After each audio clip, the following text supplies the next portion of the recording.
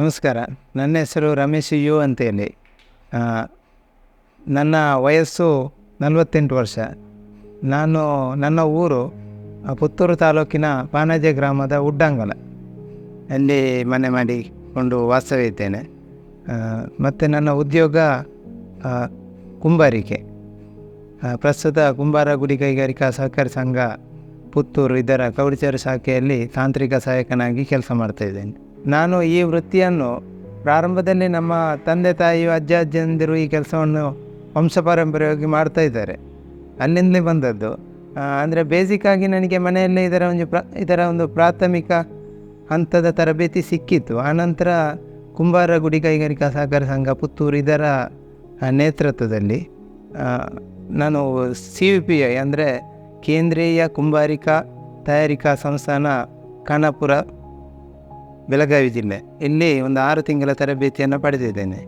ಆನಂತರ ಉನ್ನತ ತರಬೇತಿಗಾಗಿ ಪಶ್ಚಿಮ ಬಂಗಾಳದ ಕಲ್ಕತ್ತಾದಲ್ಲಿ ಸಹ ಒಂದು ಗ್ಲೇಜಿಂಗ್ ತರಬೇತಿ, ಆನಂತರ ಡಿಸೈನಿಂಗ್ ಕೌಶಲ್ಯತೆಗೆ ಬೇಕಾಗಿ ಗುಜರಾತಿನ ಅಹಮದಾಬಾದ್ ನಗರದ NID ಇಲ್ಲಿ ಸಹ ಉನ್ನತ ತರಬೇತಿಯನ್ನು ಪಡ್ಕೊಂಡಿದ್ದೇನೆ.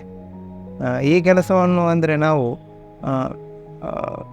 ನಮ್ಮ ಮನೆಯಲ್ಲಿ ಅಂದರೆ ಮಡಿಕೆ ಕುಡಿಕೆಗಳನ್ನ ಅಷ್ಟೇ ಮಾಡ್ತಾಯಿದ್ರು. ಆನಂತರ ಈ ತರಬೇತಿಯನ್ನು ಪಡೆದು ನಾನು ಒಳ್ಳೊಳ್ಳೆ ಡಿಸೈನ್ ಐಟಮ್ಗಳನ್ನು ಮಾಡಲಿಕ್ಕೆ ಪ್ರಾರಂಭ ಮಾಡಿದ್ದೇನೆ. ಪ್ರಥಮವಾಗಿ ನಾನು ಮನೆಯಲ್ಲೇ ಕೆಲಸ ಮಾಡ್ತಾಯಿದ್ದೆ. ಆನಂತರ ಈ ಸಂಸ್ಥೆಯಲ್ಲಿ ನಾನು ತಾಂತ್ರಿಕ ಸಹಾಯಕನಾಗಿ ಕೆಲಸ ಮಾಡ್ತಾಯಿದ್ದೇನೆ. ಈಗ ನಾನಿಲ್ಲಿ ತಾಂತ್ರಿಕ ಸಹಾಯಕನಾಗಿ ಕೆಲಸ ಮಾಡ್ತಾಯಿದ್ದೇನೆ. ಅಂದರೆ ಬೆಳಿಗ್ಗೆ 9 ಕಾಲಕ್ಕೆ ಬಂದು, ಅಂದರೆ ನಾವು ಇಲ್ಲೊಂದು 5-6 ಜನ ಕೆಲಸ ಮಾಡ್ತಾಯಿದ್ದೇವೆ. ಅಂದರೆ ಈ ಬೇಡಿಕೆ ಯಾವುದನ್ನು ಉಂಟು ಅದನ್ನು ನಾವು ಮೊದಲನೇ ದಿವಸ ಪ್ರಿಪೇರ್ ಮಾಡಿರ್ತೇವೆ. ಆನಂತರ ಮರುದಿವಸ ಬಂದು ಯಾರು ಯಾವ ಕೆಲಸ ಮಾಡಬೇಕು ಅದನ್ನು ಒಂದು ಬೆಳಿಗ್ಗೆ ಹೇಳಿ ಆನಂತರ ನನ್ನ ಕೆಲಸವನ್ನು ಪ್ರಾರಂಭಿಸ್ತೇನೆ.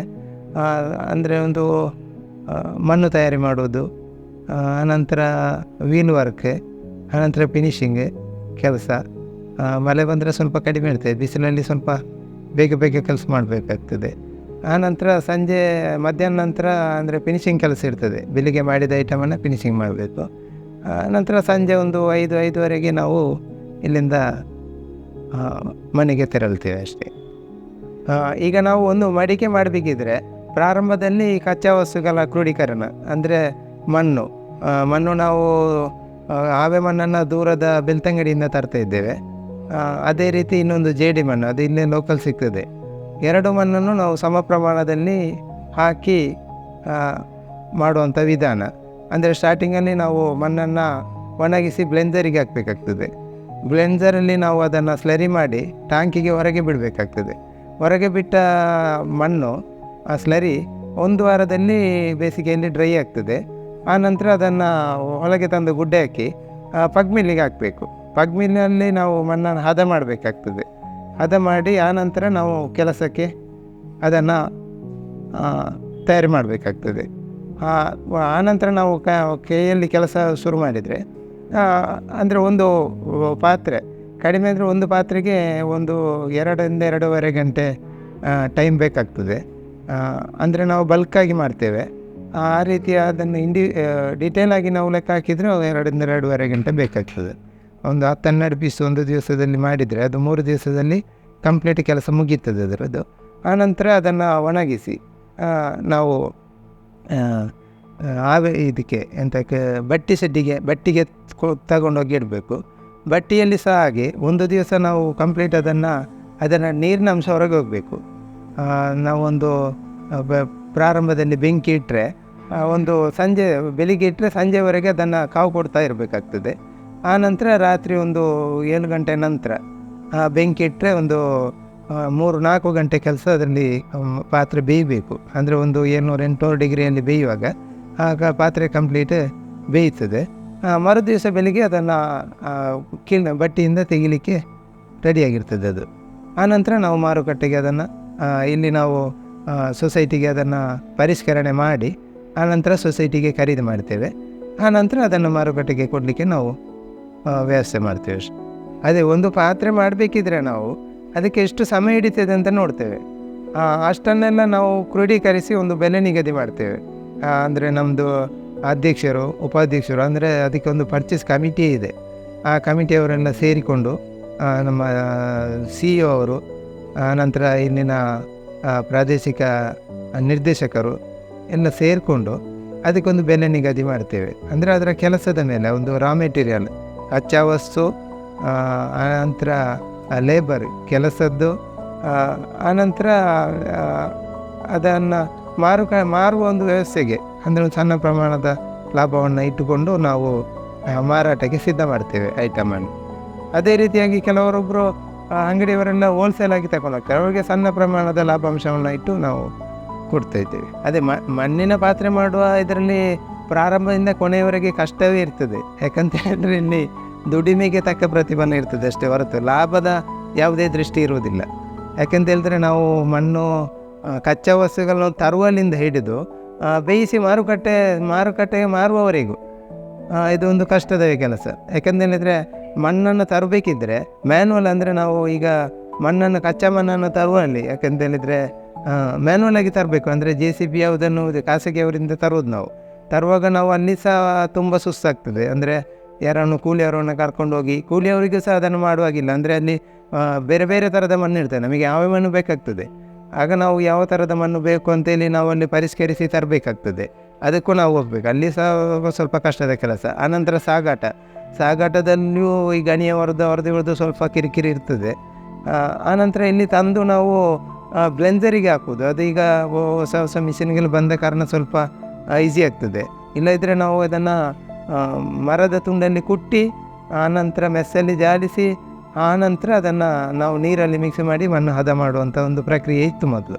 ಇವಾಗ ಅದೊಂದು ಸುಲಭದ ಕೆಲಸ. ಅಂದರೆ ಸಂಸ್ಥೆಯವರು ಅದನ್ನೊಂದು ಸುಲಭ ಮಾಡಿಕೊಟ್ಟಿದ್ದಾರೆ. ಯಾಕಂತ ಹೇಳಿದರೆ ಬ್ಲೆಂಜರ್, ಪಗ್ ಮಿಲ್, ವೀಲ್ ಎಲ್ಲವನ್ನು ಖರೀದಿ ಮಾಡಿ ಕುಶಲಕರ್ಮಿಗಳಿಗೆ ಯಾವುದೇ ತೊಂದರೆ ಆಗಬಾರ್ದಂಥ ಒಂದು ದೃಷ್ಟಿಯಿಂದ ಆ ರೀತಿ ಸುಲಭ ವಿಧಾನಗಳನ್ನೆಲ್ಲ ಅಳವಡಿಸಿದ್ದಾರೆ.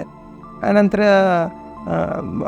ಮಾಡುವ ಪ್ರಕ್ರಿಯೆ, ಅಂದರೆ ಇದು ಕೂತ್ಕೊಂಡು ಮಾಡೋದಿದ್ರು ಭಾರಿ ನಾಜೂಕಿನ ಕೆಲಸ. ಅಲ್ಲಿ ತಾಳ್ಮೆ ತುಂಬ ಮುಖ್ಯ. ಆ ರೀತಿ ಕೆಲಸವನ್ನು ಮಾಡಿ ಒಣಗಿಸಿ ಇಡುವುದು. ಅಂದರೆ ನಾವು ಗಾದೆಯಾಗಿ ದೊನ್ನೆಗೆ ನಿಮಿಷ, ಕುಂಬಾರನಿಗೆ ವರ್ಷ ಅಂತೇಳಿ ಅಷ್ಟೊಂದು ನಾಜೂಕಲ್ಲಿ ನಾವು ಕೆಲಸವನ್ನು ಮಾಡಬೇಕು. ಮತ್ತು ಹೊರಗೆ ಒಳಗೆ ಇಡುವ ಕೆಲಸವನ್ನು, ಬಿಸಿಲಿಗೆ ಇಡುವಂಥ ಕೆಲಸವನ್ನು ಮಾಡಬೇಕು. ಆನಂತರ ಅಷ್ಟು ಕೆಲಸ ಮುಗಿಸಿದ ನಂತರ ಈಗ ಇದರಲ್ಲಿ ಬೇಯಿಸುವುದು ಈ ಕುಂಬಾರಿಕೆಯಲ್ಲಿ ಪ್ರಮುಖವಾದ ಒಂದು ಹಂತ. ಅದರಲ್ಲಿ ನಾವು ಸ್ವಲ್ಪ ಎಡವಟ್ ಆದರೂ ನಾವು ಮಾಡಿದ ಯಾವುದೇ ಐಟಮ್ ನಮಗೆ ಸಿಕ್ಕುವುದಿಲ್ಲ. ಅದೊಂದು ಮುಖ್ಯವಾದ ಅಂಶ. ಅಷ್ಟನ್ನು ನಾವು ಬೇಯಿಸುವಂಥ ಹಂತದಲ್ಲಿ ಸಹ ಹಾಗೆ ಬೆಂಕಿಯೊಟ್ಟಿಗೆ ನಾವು ಸಹ ಬೇಯಬೇಕಾಗ್ತದೆ. ಅಷ್ಟೊಂದು ಕಷ್ಟದ ಕೆಲಸ ಅದು. ಅಂದರೆ ಒಂದು ಬೆಳಗಿಂದ ರಾತ್ರಿ ಒಂದು 10 ಗಂಟೆವರೆಗೆ ಬೆಂಕಿ ಕೊಡ್ತಾ ಇರಬೇಕಾಗ್ತದೆ. ಅಲ್ಲಿ ನಾವು ಕಾವು ಕೊಡುವಾಗ ನಾವು ಅಲ್ಲಿ ಸಕ್ರಿಯವಾಗಿ ಬೇಕೇ ಬೇಕು. ಅಷ್ಟು ಮಾಡಿ ಆನಂತರದ ಕೆಲಸ ಅಂದರೆ ಮಾರುಕಟ್ಟೆ. ಈಗ ಮಾರುಕಟ್ಟೆಯನ್ನು ಸಹ ಕುಂಬಾರ ಗುಡಿ ಕೈಗಾರಿಕಾ ಸಹಕಾರಿ ಸಂಘ ಬಹಳ ಸುಲಭವಾಗಿ ಅದನ್ನು ಮಾರುಕಟ್ಟೆಗೆ ಕೊಡುವ ರೀತಿ ಮಾಡಿದೆ. ಇಲ್ಲಂತಾದರೆ ಮೊದಲು ತಲೆಯಲ್ಲಿ ಹೊತ್ತುಕೊಂಡು ಹೋಗಿ ಮಾರುವಂಥ ವ್ಯವಸ್ಥೆ ಇತ್ತು. ಈಗ ಅದೇನಿಲ್ಲ, ಇಲ್ಲೇ ನಾವು ಮಾಡಿದ ಐಟಮನ್ನು ಇಲ್ಲೇ ಕೊಡಲಿಕ್ಕಾಗ್ತದೆ. ಆ ರೀತಿಯ ಇದರ ಪ್ರಕ್ರಿಯೆ ಇರ್ತದೆ.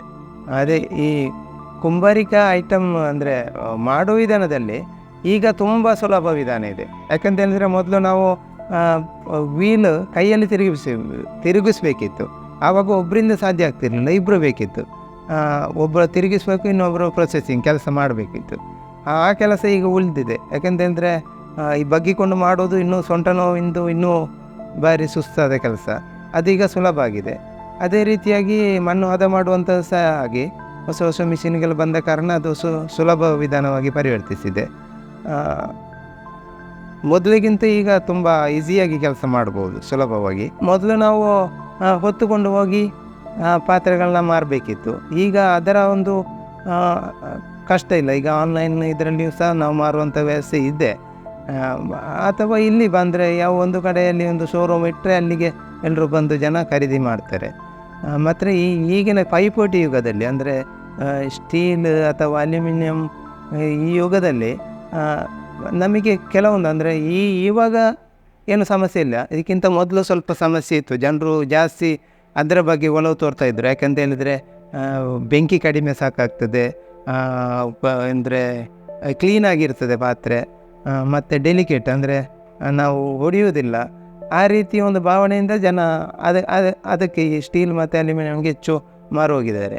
ಆದರೆ ಇವಾಗ ಅಂದರೆ ಈಗ ಆರೋಗ್ಯ ಮತ್ತು ರುಚಿಯ ದೃಷ್ಟಿಯಿಂದ ಜನರು ಹೆಚ್ಚಾಗಿ ಮಣ್ಣಿನ ಪಾತ್ರೆಗಳನ್ನ ಲೈಕ್ ಮಾಡ್ತಾ ಇದ್ದಾರೆ. ಯಾಕಂತೇಳಿದರೆ ಅಲ್ಲಿಂದಲೂ ಪೇಟೆಯವರು ಹೆಚ್ಚಾಗಿ ಅಂದರೆ ಜನ ಇವಾಗ ಆರೋಗ್ಯದ ಬಗ್ಗೆ ಹೆಚ್ಚು ಗಮನ ಕೊಡುವುದರಿಂದ ಮಣ್ಣಿನ ಪಾತ್ರೆಯನ್ನು ಉಪಯೋಗಿಸ್ತಾ ಇದ್ದಾರೆ. ಅದೇ ಈ ಕುಂಬಾರಿಕೆ ವೃತ್ತಿಯಿಂದ ನನ್ನ ಮಟ್ಟಿಗೆ ಇದು ತುಂಬ ತೃಪ್ತಿದಾಯಕವಾಗಿದೆ. ಯಾಕಂತೇಳಿದರೆ ನಾವು ಯಾವುದೇ ಕೆಮಿಕಲ್ನೊಂದಿಗೆ ಇಲ್ಲಿ ಇರುವುದಿಲ್ಲ. ಅಂದರೆ ಮಣ್ಣು ಮತ್ತು ಮನುಷ್ಯನಿಗೆ ಹತ್ತಿರದ ಸಂಬಂಧ. ಹಾಗೆ ನಾವು ಮಣ್ಣಿನೊಟ್ಟಿಗೆ ಇರ್ತೇವೆ. ಆದ ಕಾರಣ ಅದರ ಬಗ್ಗೆ ಏನು ಆರೋಗ್ಯದ ಬಗ್ಗೆ ಏನು ಸಮಸ್ಯೆ ಇಲ್ಲ. ಆನಂತರ ತುಂಬ ಗಳಿಕೆಯಲ್ಲಿ ಏನು ನಾವು ಹೆಚ್ಚು ಮಾಡುವಂತಿಲ್ಲ. ನಾವು ದುಡಿಮೆಗೆ ತಕ್ಕ ಇದನ್ನು ತಗೊಳ್ತಾ ಇರ್ತೇವೆ. ಮಾತ್ರ ಈ ಜನರು ಇನ್ನು ಮುಂದೆ ಸಹ ನಾವಂತ ಹೇಳೋದಲ್ಲ, ಮುಂದಿನ ಜನಾಂಗ ಇದನ್ನು ಹೆಚ್ಚು ಅಂದರೆ ಕುಂಬಾರ ಜನಾಂಗ ಇನ್ನೂ ಹೆಚ್ಚು ಇದನ್ನು ಪ್ರೀತಿಸಿ ಹೆಚ್ಚು ಜನರಿಂದ ಅದನ್ನೇ ಖರೀದಿಸಿ ಮಣ್ಣಿನ ಪಾತ್ರೆಯನ್ನೇ ಖರೀದಿಸಿ ಮತ್ತು ತಮ್ಮ ಕುಟುಂಬದ ಒಬ್ಬ ಸದಸ್ಯನನ್ನಾದರೂ ಈ ವೃತ್ತಿಯಲ್ಲಿ ತೊಡಗಿಸಿಕೊಂಡ್ರೆ ಇನ್ನೂ ಒಳ್ಳೆಯದಂತೇಳಿ ನನ್ನ ಅಭಿಪ್ರಾಯ.